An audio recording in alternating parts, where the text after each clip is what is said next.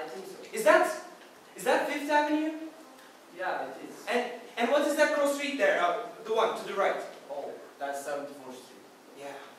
And the zoo is around 65th Street, so I've been walking north. Yeah, it seems so. Good old north. Uh-huh.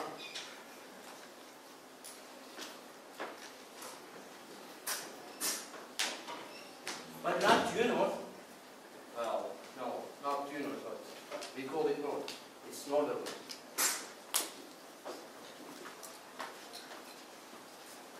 Boy, you're not going to get lung cancer, are you? No, sir, not from No, sir. What you'll probably get is cancer of the mouth.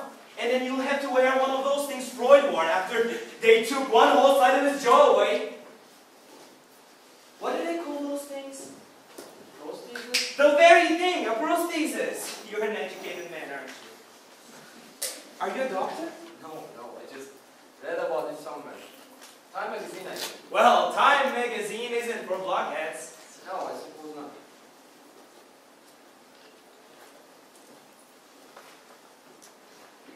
Do you mind if we talk? No. Yes, you do. Yes, you do. No, really, I don't mind. Yes, you do. I don't mind it at all. Really. Well, it's a nice thing. Well, yeah, it is. Lovely. I've been to the zoo. I think you said so, didn't you? Well, yeah, you'll read about it in the papers tomorrow if you don't see it on your TV tonight. You have TV, don't you? Yeah, two. One for the children. You're married! Certainly. Well, it isn't a law, for God's sake. No, of course not. And you have a wife? Yes. And you have children? Yeah, two. Boys? No, girls. Both girls. But you wanted boys. Well, naturally every man wants a son. But that's the way you cook your crumbles. Oh, I wasn't going to say that. And you're not going to have any more kids, are you? No. No more. Why did you say that? How would you know about that? The way you cross your legs, perhaps? Something in the voice? Or maybe I'm just guessing. Is it your wife? That's none of your business. Do you understand? Well, you're right. We'll have no more children. Well, that is the way the cookie crumbles. Yeah, I guess so. Well now, what else? What do you do? Well, I have an executive position with a small publishing house. We publish textbooks. Well, that sounds nice. Very nice indeed. What do you make? Oh, come on. Oh, come on! Well, I make around 18,000 a year, but I don't carry more than $40 at any one time. Where do you live? Oh, come on now. I'm not going to rob you. I'm not going to kidnap your parakeets, your wife, and your daughters. I live between Lexington and 3rd Avenue on 74th Street. That wasn't so hard, was it? Look, I didn't mean to seem... It's that you don't really carry on a conversation, you just ask questions, and I'm normally reserved. Why do you just stand there? I'll start walking around in a little while, and then eventually I'll sit down. Wait until you see the expression on his face. What? Whose face? Look, is this something about the zoo? The what? The zoo. The zoo. Something about the zoo. The zoo. You'll mention this several times? Oh yes, the zoo! I told you I was there before I came here. Well, let's see. What is the dividing line between upper middle class and lower upper middle class? My dear fellow. Don't, my dear fellow, me! Oh, was I patronizing? I believe I was, I'm sorry, but your question about the classes bewildered me. And when you're bewildered, you become patronizing. I don't express myself well sometimes.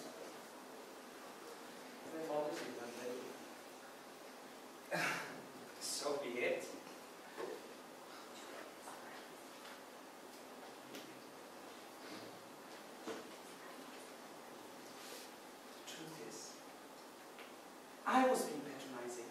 Oh, you don't need to say that. Well, alright. Who are your favorite writers? Baudelaire and Stephen King. Well, I like a great many writers, and I have a considerable catholicity of taste, if I may say so. But all of these men are fine, each in his way. Baudelaire, of course, by far the finer of the two, but Stephen... Alright, skip it. Do you know what I did before I came here? I walked all the way up Fifth Avenue from Washington Square. All the way. Oh, you're from the village. No, I'm not. I took the subway down to the Village so I could walk all the way up Fifth Avenue to the zoo. This is one of the things a person has to do. Sometimes a person has to go a very long distance out of the way to come back a short distance correctly. I thought you were from the village. What were you trying to do? Make sense out of things? Bring order? The old pigeonhole bit? Well, that's easy. I'll tell you. I live in a 4-story brownstone rooming house on the Upper West Side between Columbus Avenue and Central Park West. I live on the top floor, rear, west. It's a lovely small room, and one of my walls is made of beaver board. And this beaver board separates my room from another lovely small room. So I assume that the two rooms were once a room, a small room, but not necessarily lovable. And the room beyond my beaver board wall is occupied by a colored queen who always keeps his door open. Well, not always, but always when he's plucking his eyebrows, which he does with Buddhist concentration.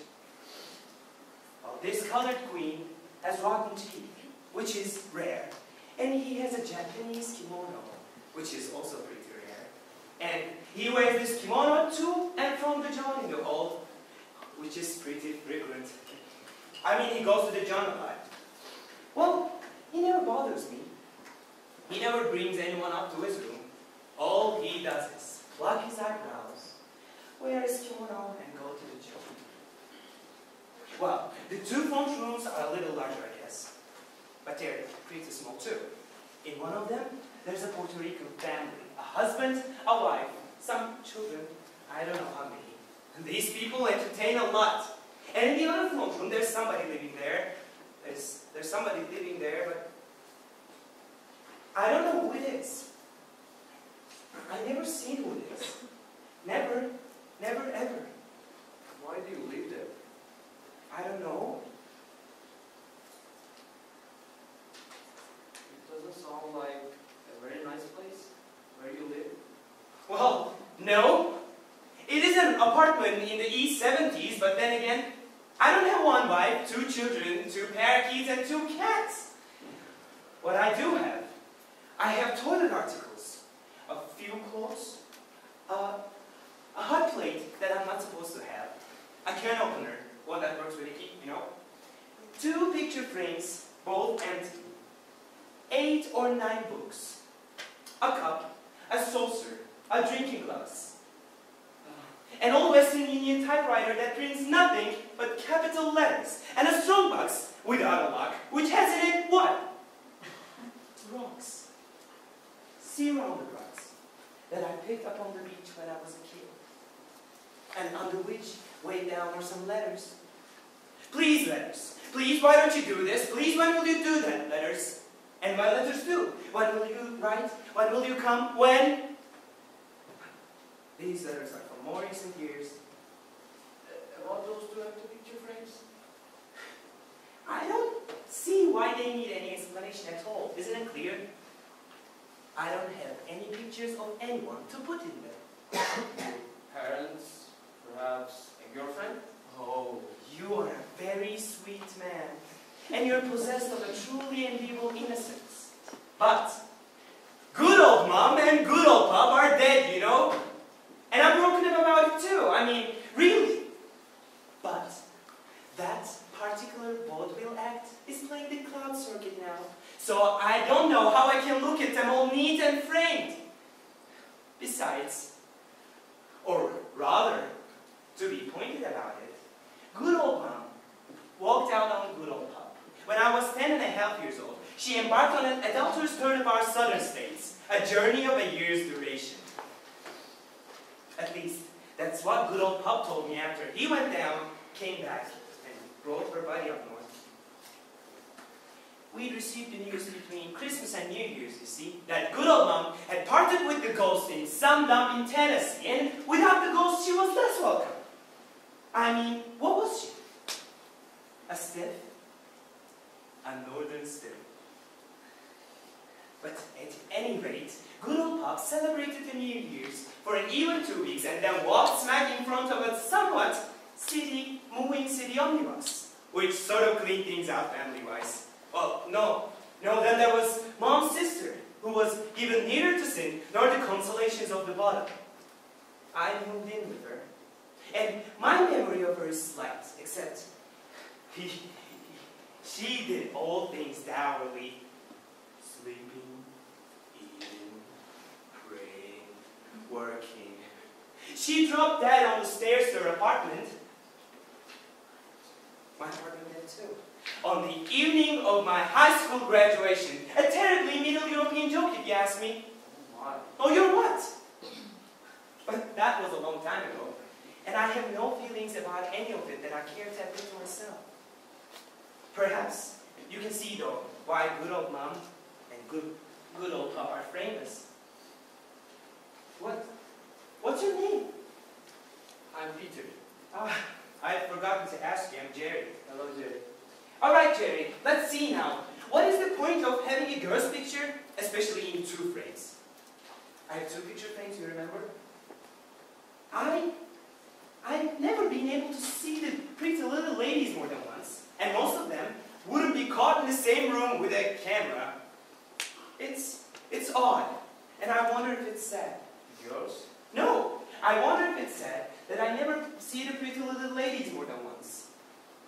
I've never been able to have sex with, or how is it put? Make love to anybody more than once. Once, that's it. Oh wait. For a week and a half, when I was 15 and I hanged my head in shame that puberty was late, I was a HOMOSEXUAL. I mean, I was queer.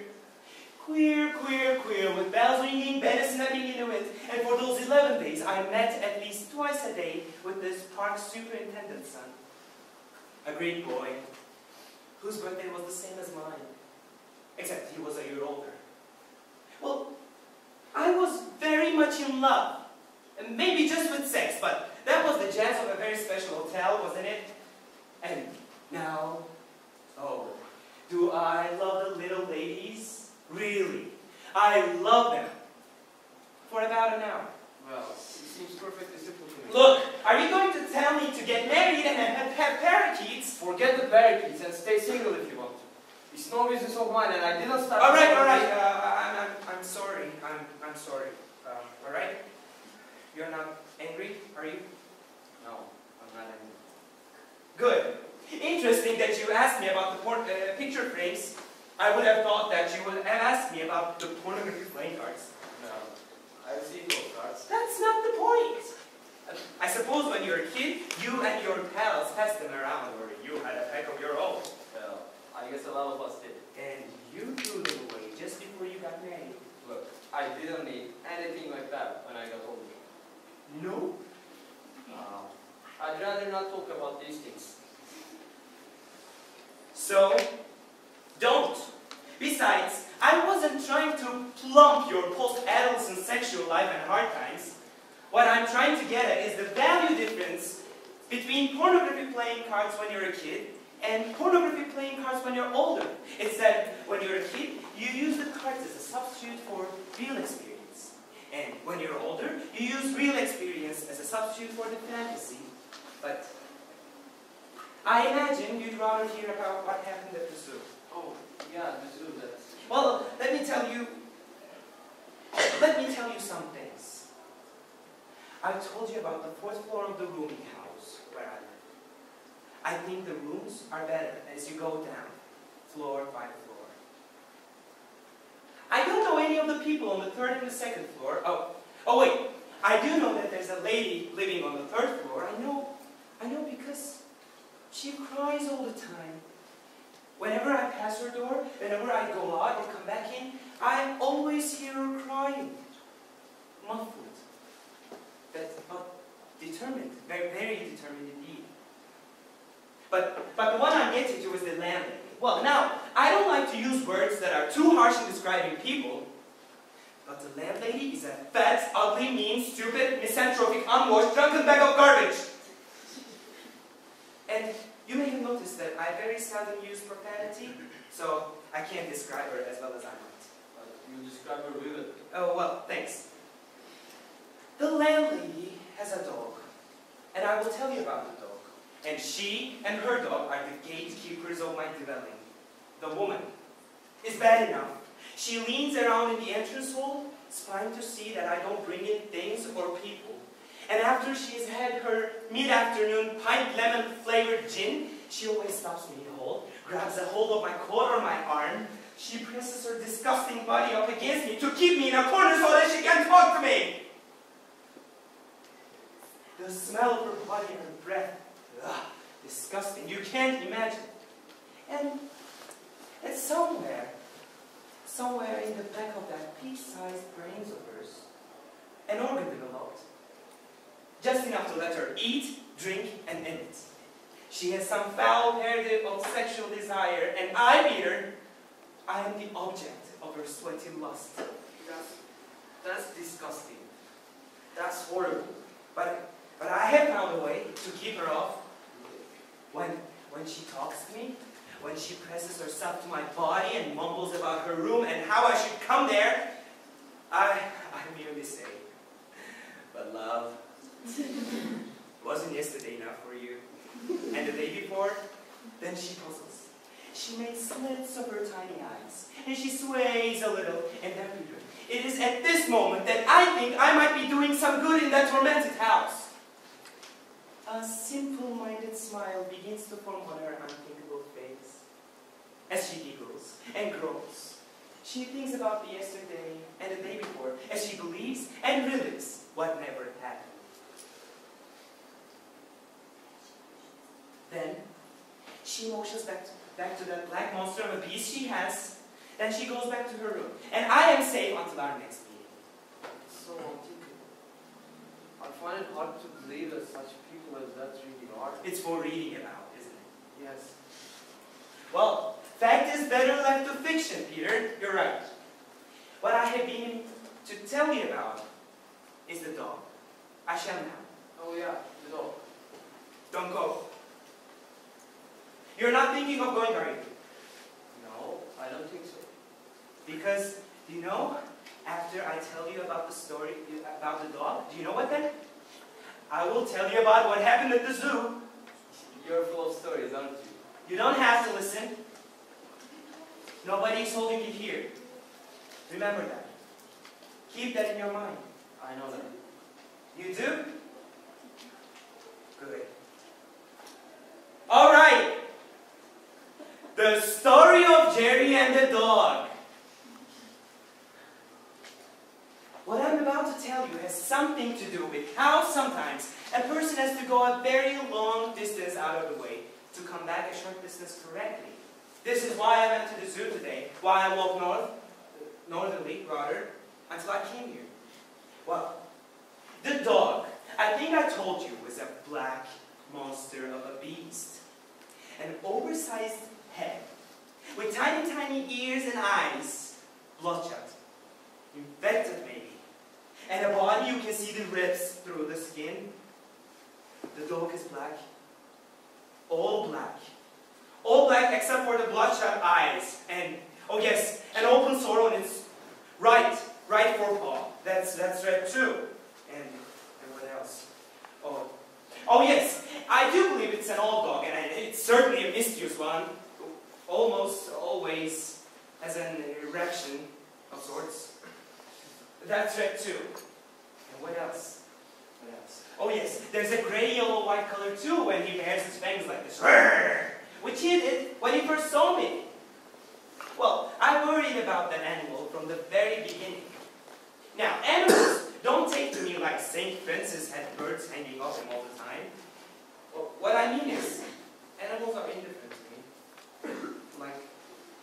people, most of the time. But this dog wasn't indifferent. He'd snarl and go for me from the very beginning. Not like he was rabid, you know. He was sort of a stumpy dog, but he wasn't half-assed either. It was a good, stumpy run, but I always got away. He got a piece of my trousers leg, you see? Here, where it's mended. Yeah.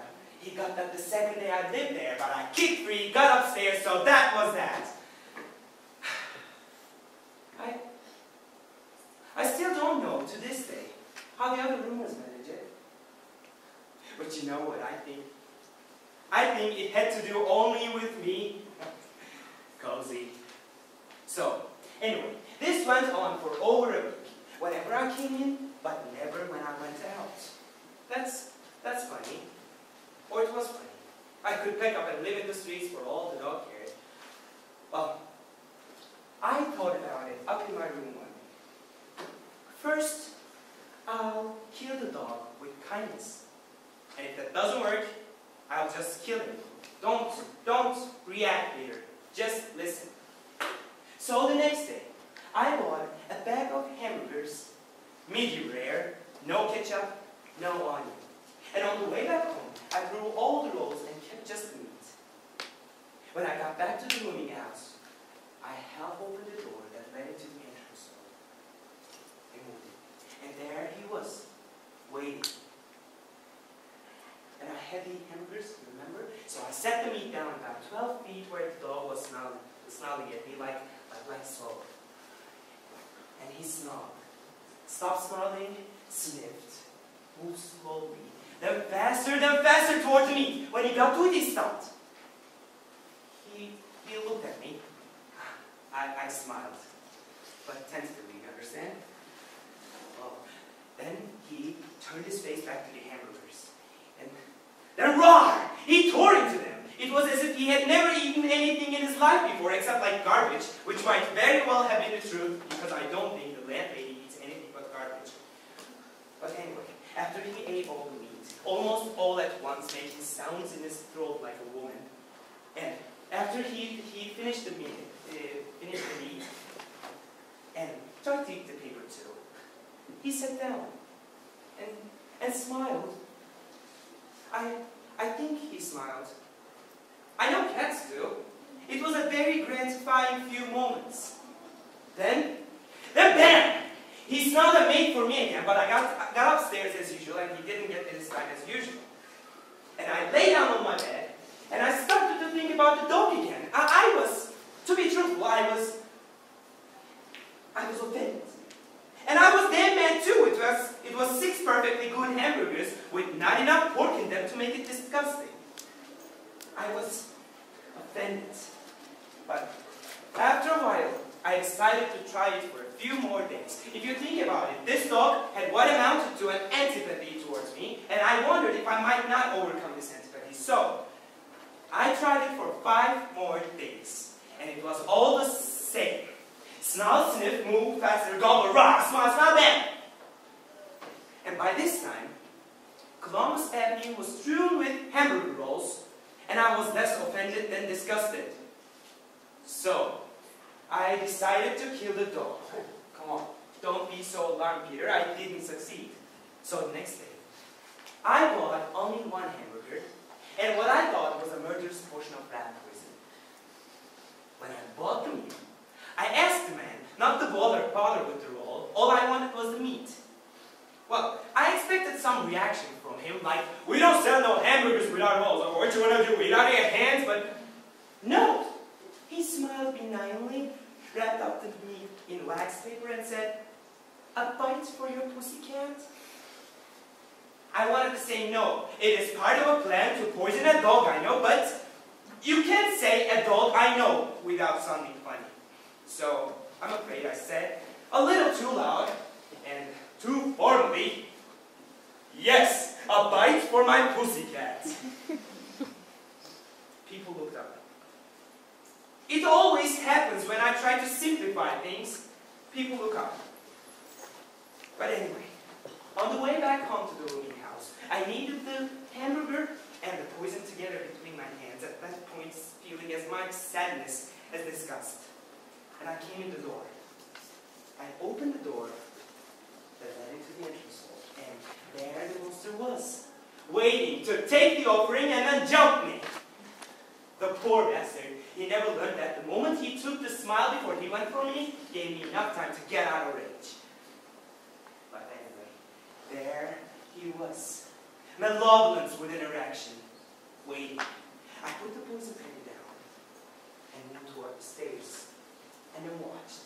The poor animal gobbled the food as usual, and then sat down and smiled, which made me almost sick.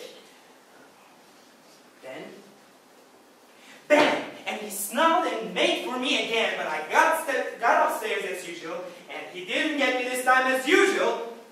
And it came to pass that the beast was deathly ill. I knew this. I knew this because he no longer attended me, and because the landlady sobered up. On the afternoon of the attempted murder, she confided the information that God had struck her puppy dog a surely fatal blow. She had forgotten her bewildered lust, and her eyes were wide open for the first time. They looked like the dog's eyes. She sniveled and implored me to pray for the animal. I wanted to say to her, "Madam, I have myself to pray for. The colored queen, the Puerto Rican family, the woman who cries with determination behind her closed doors, and the person in the front room I've never seen. But besides, madam, I don't understand how to pray." But to simplify things, I told her I would pray. She looked up, and she told me that I was a liar, and that I probably wanted the dog to die. I didn't.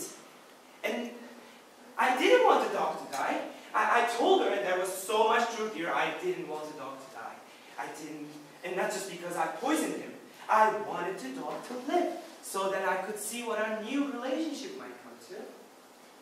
This sort of thing is important, Peter. You must believe me, it is important. You must know the effects of our actions. Anyway, the dog recovered. I have no idea unless, I have no idea why, unless he was the descendant of the puppy that guarded the gates of hell or some such resort. I'm not upon my mythology, are you? At any rate, and you missed an $8,000 question, Peter. At any rate, the dog recovered his health, and the landlady recovered her thirst.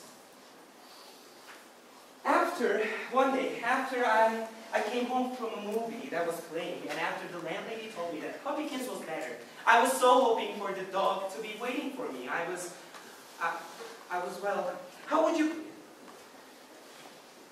it? Enticed? No. Fascinated? No. I was heart-shatteringly, yes, I was heart-shatteringly anxious. Yes, that's it. I was heart-shatteringly anxious to confront my friend again. What? Yes, friend. Yes, Peter, that's friend. That's the only word for it. I was heart-shatteringly set out to confront my doggy friend again. So, I came in the door and moved in to the center of the hall, and there the monster was. I looked at him. He looked at me. I looked more into his face than he looked into mine. I mean, I can concentrate longer at looking into a dog's face than a dog can concentrate at looking into mine, or into anybody else's face for that matter. I think we stayed a long time that way. Still, stone statue.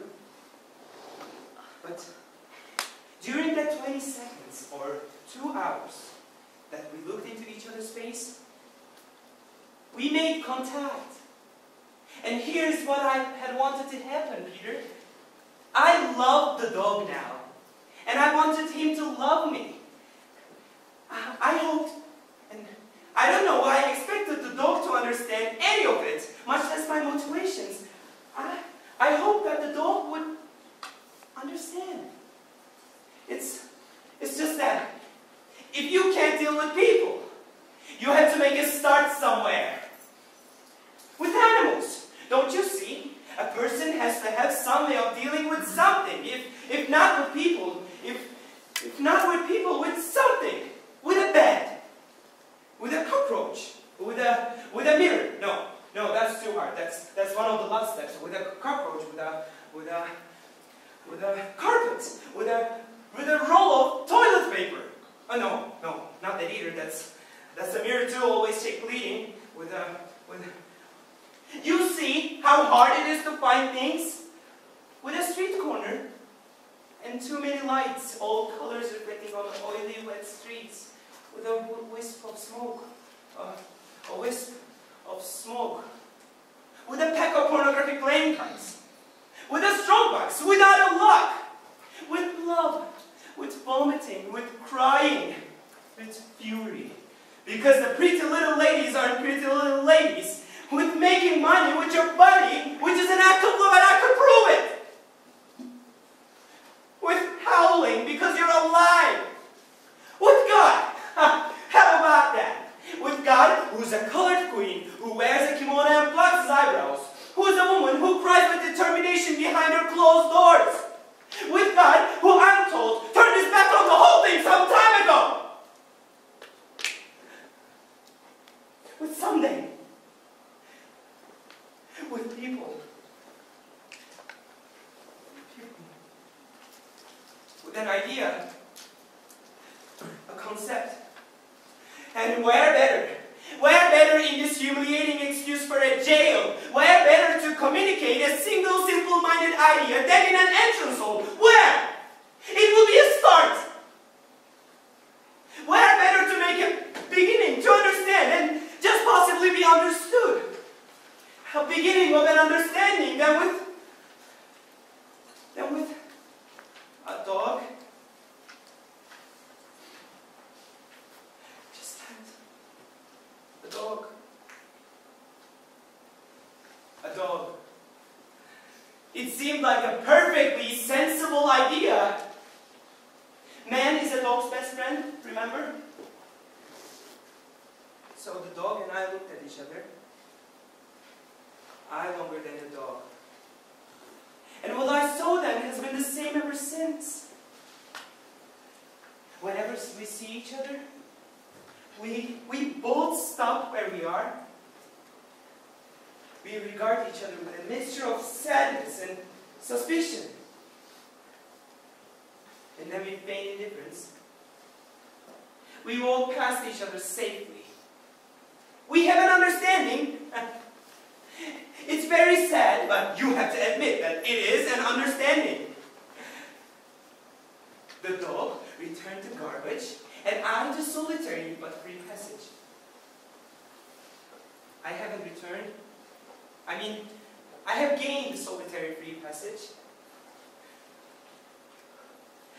If that much further loss can be said to be gained. I have learned that neither kindness nor cruelty by themselves, independent of each other, creates any effect beyond themselves. And I have learned that when the two combine together at the same time, are the teaching emotion.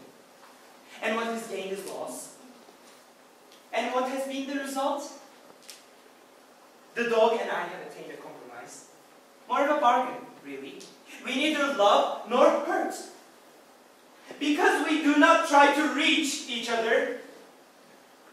And was trying to feed the dog an act of love?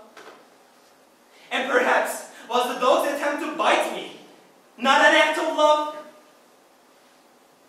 If we can so misunderstand, well then, why have we invented the word love in the first place? The story of Jerry and the dog. The end. Well, Peter? Well, Peter, do you think I could sell that story to the Reader's Digest and make a couple of $100 for the most unforgettable character I've ever met, huh? Oh, come on now, Peter. Tell me what you think. I don't think I know. Why did you tell me all of this? Why not? I don't understand. That's a lie. No, it's not. Look, I tried to explain it to you as I went along. I went slowly. It all has to be I don't want to hear anymore. I don't understand you, your landlady, or her dog. Her dog? I thought it wasn't. No. No. You're right. It is her dog. I don't know what I was thinking. Of course you don't understand. I don't live in your block, and I'm not married to 2 parakeets and 2 cats or whatever your setup is. I'm a permanent transient, and my home is the sickening rooming houses on the west side of the New York City, which is the greatest city in the world, amen. Look, I'm sorry, I didn't mean to... Forget it.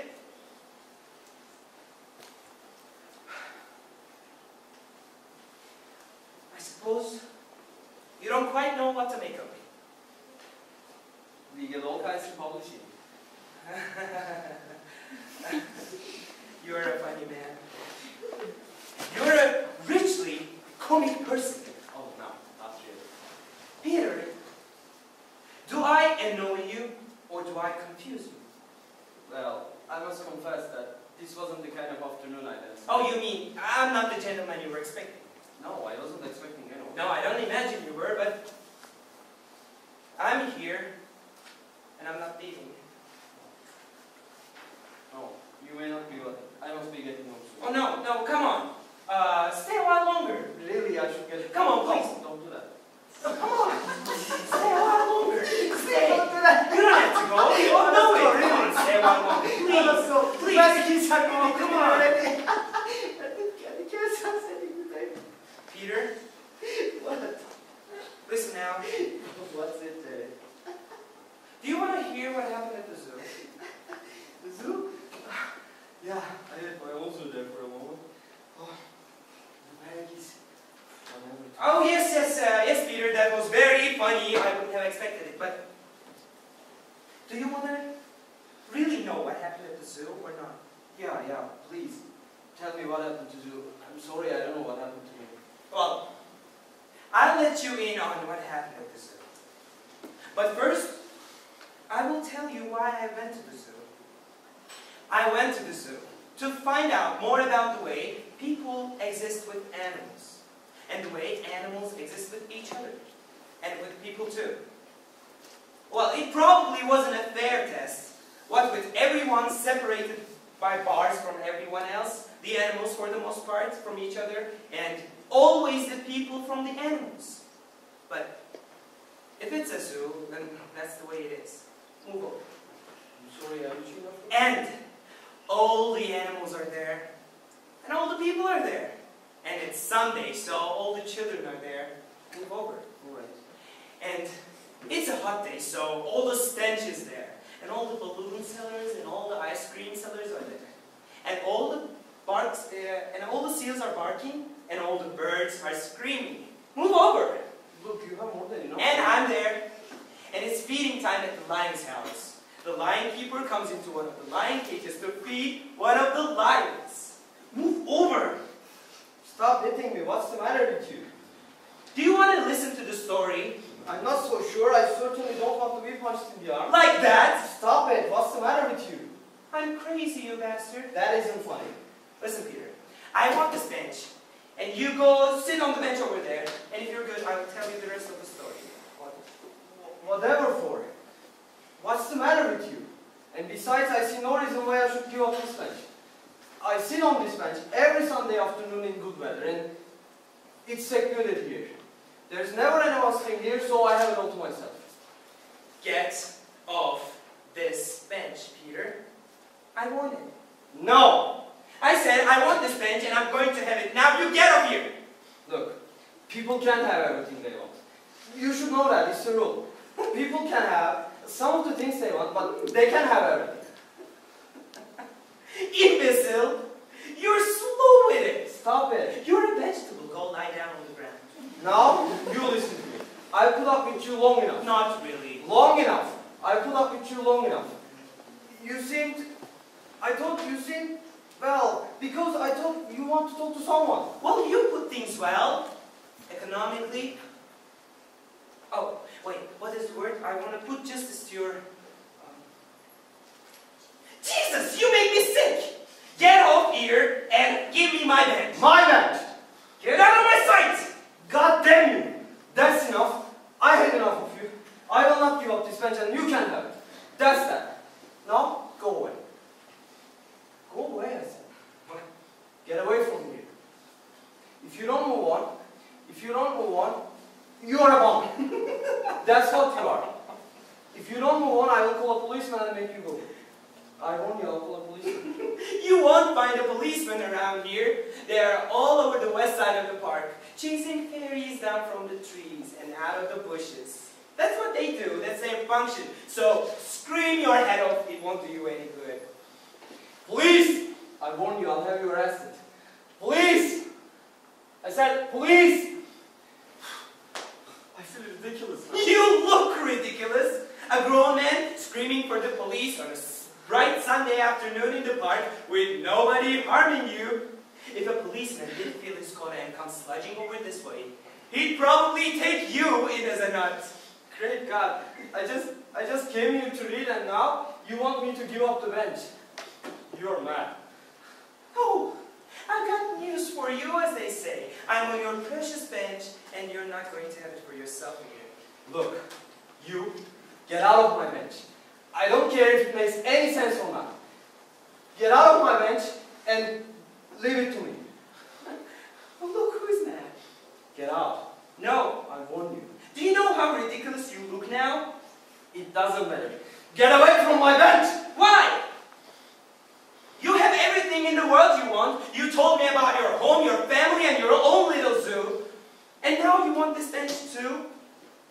Tell me, Peter, is this thing, this iron, this wood, is this your honor? Is this the thing in the world you'd fight for? Can you think of anything more absurd? Absurd? Look, I'm not going to talk to you about honor or even try to explain it to you. And besides, it isn't a question of honor. But even if it were, you wouldn't understand. You don't even know what you're saying, do you? This is probably the first time you had anything more trying to face than changing your cat's toilet box. Stupid! Don't you have any idea, not even the slightest, what other people need? Oh boy, listen to you. You don't need this bench, that's for sure. Yes I do. Look, I've come here for years, and I have hours of great pleasure, great satisfaction right here. And it's important to a man. And I'm a responsible person, and I'm a grown-up. And this is my bench, and you have no right to take it away from me. Fight for it then. Defend yourself. Defend your bench. Okay, you pushed me to it. Get up and fight. Like a man? Yeah, like a man, if you insist on mocking me even further. Well, I had to give you credit for one thing. You are a vegetable. And a clearly nearsighted one, I think. That's enough. Well, and as they say on TV, you know, and I mean this, Peter, you have a certain dignity. It surprises me. Stop! Very well, Peter. We'll battle for the bench. But we are not evenly matched. You are mad. You are stark raving mad. You are going to kill me. There you go. Pick it up. And you have the knife, and we'll be more evenly matched. No.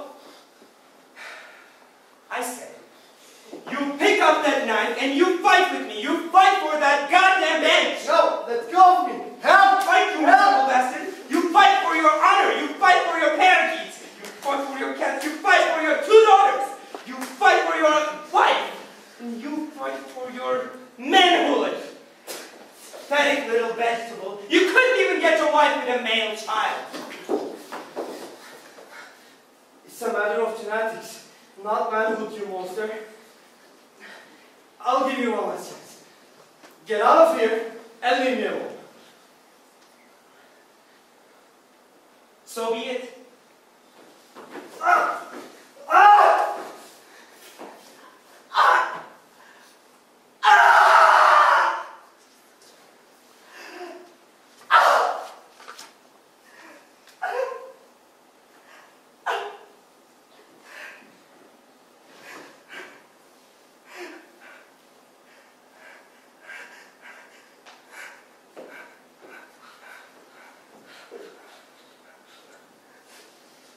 Thank you, Peter. Thank you. And I mean this now, Peter.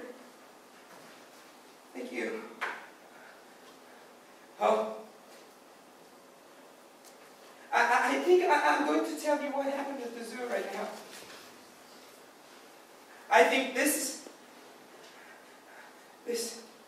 is what happened at the zoo, I think while I was at the zoo, I decided that I would walk north until I found you or somebody. And I decided that I would talk to you. And I would tell you things. And things I would tell you would... Well, here we are now. Oh, Peter. Oh, could I have planned all this, Peter? No, I couldn't have. But I think I did. Oh, Peter. I came home to you, and you have comforted me, dear Peter. Now, you should go away. Somebody might come by, and you don't want to be here when anyone comes. You won't be coming back here anymore, Peter. You've been dispossessed. You've lost your bench, but you defended your honor. And I should tell you one thing now. You are not really a vegetable. It's all right. You're an animal. You're an animal too. Peter? Peter? Peter, you should go now. Somebody might come by, Peter. Go. Go, Peter. You see? You see, Peter? Go. Hurry away, Peter. Go. Go. Oh, wait. Wait, Peter. Come back. Come back. Take your book. Your book beside me. Come here. On your bench. My bench, rather. Come here. Take your book. Take your book, Peter. Very, very good. Very good. Now hurry away. Go away, Peter. Hurry away, Peter. Hurry away. Hurry away. Your parakeets are making the dinner. Your cats are setting the table. Oh my God! Oh my God.